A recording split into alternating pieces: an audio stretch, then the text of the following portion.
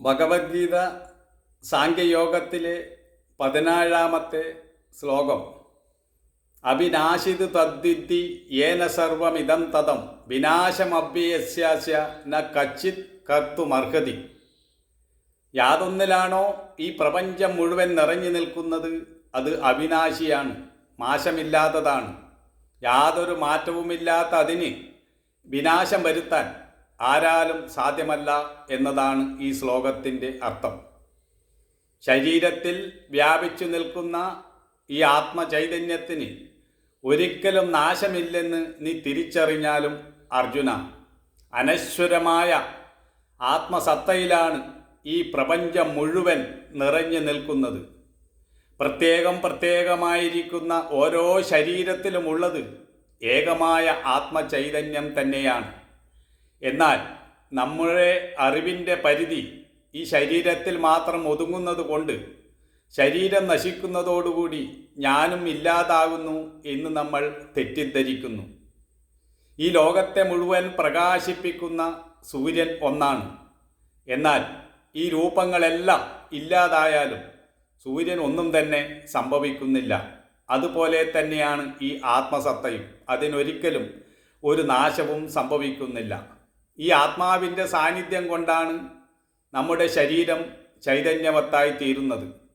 ആത്മസമ്പർക്കമില്ലെങ്കിൽ ഒന്നും തന്നെ ഇവിടെ നിലനിൽക്കുകയില്ല.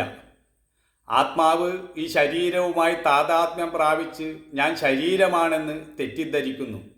ഈ തെറ്റിദ്ധാരണ മാറിയാൽ ഞാൻ അവിനാശിയായ ആത്മാവ് തന്നെയാണെന്ന് ബോധിക്കും.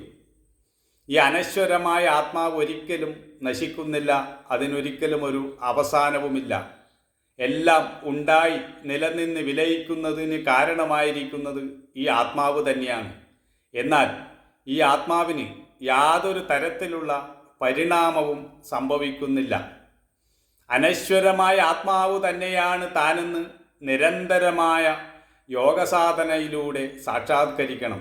എല്ലായിടത്തും, മുകളിലും താഴെയും ഉള്ളിലും പുറത്തും ആത്മാവ് നിറഞ്ഞിരിക്കുന്നു. എന്നാൽ ആത്മാവ് ശരീരവുമായി താതാത്മ്യം പ്രാപിച്ചതുകൊണ്ട് എൻ്റെ ശരീരം, നിന്റെ ശരീരം എന്നിങ്ങനെ പലതായി കാണുകയും പലതായി അനുഭവപ്പെടുകയും ചെയ്യുന്നു. 1000 കുടത്തിൽ നമ്മൾ വെള്ളം നിറച്ച് വെച്ചാൽ അതിൽ 1000 എണ്ണത്തിൽ 1000 സൂര്യനുള്ളതുപോലെ നമുക്ക് അനുഭവപ്പെടും. എന്നാൽ സൂര്യൻ ഒന്നേ ഉള്ളൂ എന്ന് നമുക്കെല്ലാവർക്കും അറിയാം. ശരീരമെന്നത് വെറുമൊരു കുടമല്ലാതെ മറ്റൊന്നുമല്ല. മരണം വന്ന് ഈ ശരീരമാകുന്ന കുടം തല്ലി ഉടയ്ക്കുമ്പോൾ ആത്മസൂര്യന് യാതൊന്നും സംഭവിക്കുന്നില്ല. ഇതുതന്നെയാണ് പരമാർത്ഥത്തിൽ ആത്മാവിൻ്റെ അവസ്ഥയും. ആത്മാവിന് യാതൊന്നും സംഭവിക്കുന്നില്ല അർജുന എന്ന് നീ തിരിച്ചറിഞ്ഞാലും ആത്മാവൊരിക്കലും വരികയോ പോവുകയോ, ഒരിക്കലും ഉണ്ടായിട്ടില്ലാതിരിക്കുകയോ ഒന്നും ചെയ്യുന്നില്ല. അത് നിത്യമാണ്, സത്യമാണ്, മുക്തമാണ് എന്ന യാഥാർത്ഥ്യത്തെ നീ തിരിച്ചറിഞ്ഞാലും അർജുന എന്നതാണ് ഈ ശ്ലോകത്തിൻ്റെ അർത്ഥം.